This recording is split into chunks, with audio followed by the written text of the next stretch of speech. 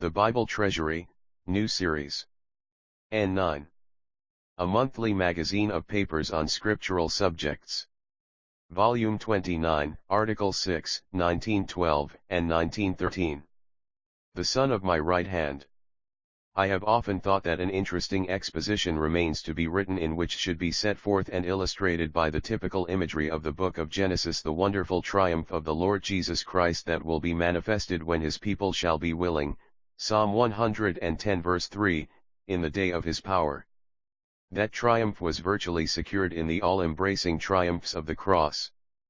But Israel was not willing in that day of the Lord's weakness, though, stronger than men, it proved as is said of the gospel, to be the power of God unto salvation for Jew and Gentile that believe, and is so still.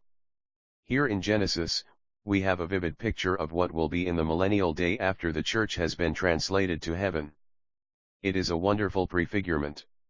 Surely it is not for nothing that Joseph and Benjamin were full brothers, being both of them Rachel's children as well as her only ones. Thus is the link between the ultimately coalescing constituents of the type made all the stronger.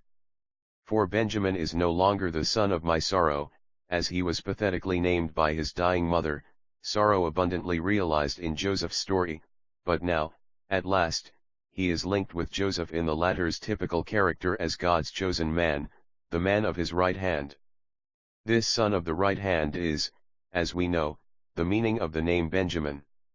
And it is interesting withal to notice the prophetic insight displayed by his father in thus naming him. See Genesis 35, a flash of that sustained God-given prescience which marks so wonderfully Jacob's dying charge to his sons.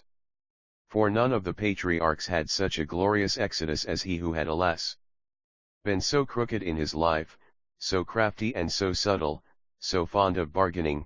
See Genesis 38 verse 28, though ever, as one has said, there was a noble side to him, and his whole soul was steeped in tenderness.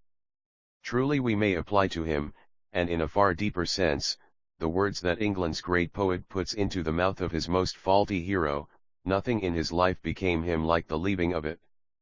Thus is it instructive to see that the story of Joseph is not only the most moving that ever was penned, save only his whose life and death of perfect grace it prefigures, but that, for that very reason, it is instinct and penetrated with deep spiritual meaning, and weighty with supreme prophetic import. Again, do we not see, in the long drawn-out ordeal through which Joseph's brethren have to pass, a picture of the future exhaustive sufferings and humiliations of the Jew, so that God will at length declare in his grace that Jerusalem has received double for all her sins, Isaiah 40 verse 2. Finally, in Joseph, we have a character not only the most striking but also, spite of the perhaps too great self-consciousness of his early youth, by far the least faulty of all those who had the high privilege of being types of our blessed Lord. R.B.